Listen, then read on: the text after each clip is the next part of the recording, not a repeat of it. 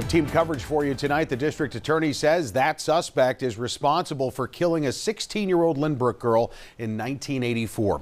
Our Logan Crawford is in Lynbrook right now with the details on this 40-year-old cold case.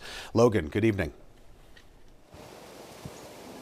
Good evening, Joe. A Nassau County homicide cold case has been solved again. Theresa Fusco was raped and murdered here in Lynbrook in 1984, and it rocked this close-knit community. Now, 3 men were originally convicted for her murder, but that conviction was overturned. And now prosecutors say DNA evidence has led them to the real killer, 63-year-old Richard Bilodeau, who they say lived on this block in Lynbrook with his grandparents at the time of the murder.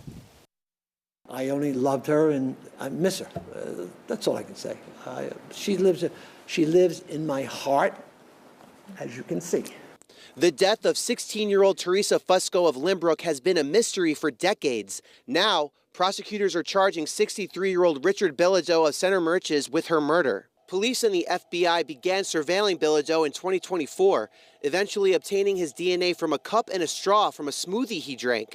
They say his DNA matched the DNA found on Theresa Fusco's body. He was arrested Tuesday and charged with 2 counts of second-degree murder. Prosecutors tell us Bilodeau denied knowing Theresa when he was questioned over the summer. He said, people got away with murder back then. Well, let me tell you something, Mr. Bilodeau. It's 2025, and I got you now. Prosecutors say Theresa Fusco was leaving her job at the roller rink on the night of November 10th, 1984. She then went missing.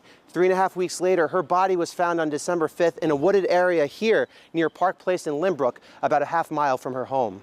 The district attorney says Theresa was raped and strangled to death. The DA would not go into detail about why they started investigating Bilodeau. In court, Bilodeau pleaded not guilty to the murder charges. This county tried 3 different individuals, convicted them. Ultimately, years later, they were exonerated after the county dug in and tried another individual. There's a ton of stuff for us to go through. It's going to take some time. Prosecutors say Bilodeau lived in Lynbrook in 1984 in his grandparents' house on Treadwell Avenue, a mile away from the Fusco home and the roller rink she worked at called Hot Skates.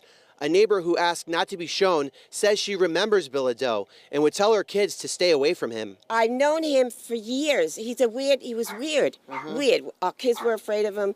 The DA's office says Bilodeau has lived a quiet life, working at a Walmart in Suffolk.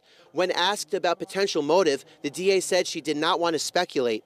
Theresa's father was grateful prosecutors continued pursuing an arrest. And I'm very grateful for me and my family to come to an end like this than to constantly be a cold case situation.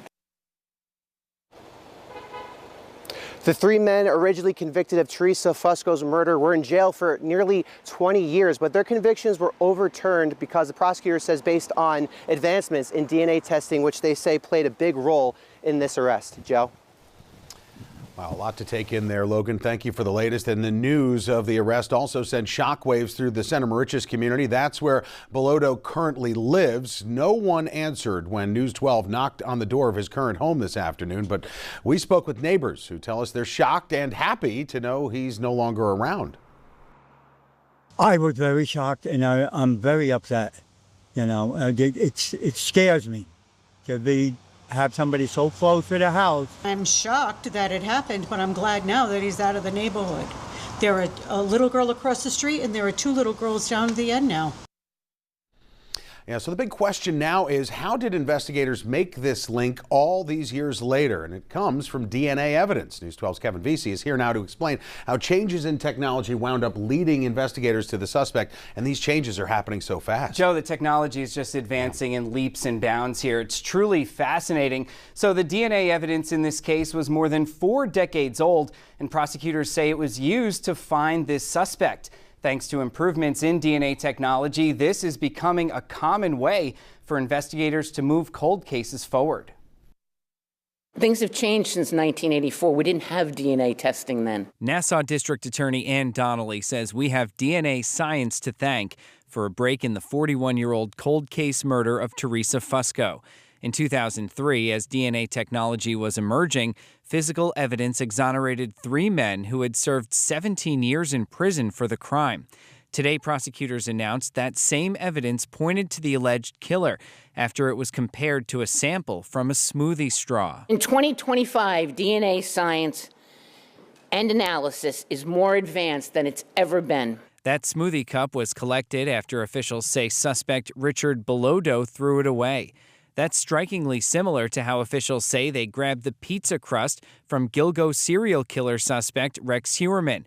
And just 2 weeks ago, Nassau authorities used investigative genealogy to identify Susan Mann, whose body was found in a Freeport dumpster in 1982. It's a simpler way of doing things. David Sarney at John Jay College of Criminal Justice says we can expect to see even more breaks in cold cases as DNA technology continues to improve. We have forensic genealogy going on. We have the new advancements in DNA analysis.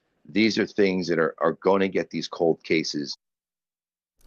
And the use of DNA technology in cold cases has been steadily increasing. The DA says that in Nassau County alone, investigators have been able to identify 5 suspects and victims using genetic genealogy in just the last 5 years.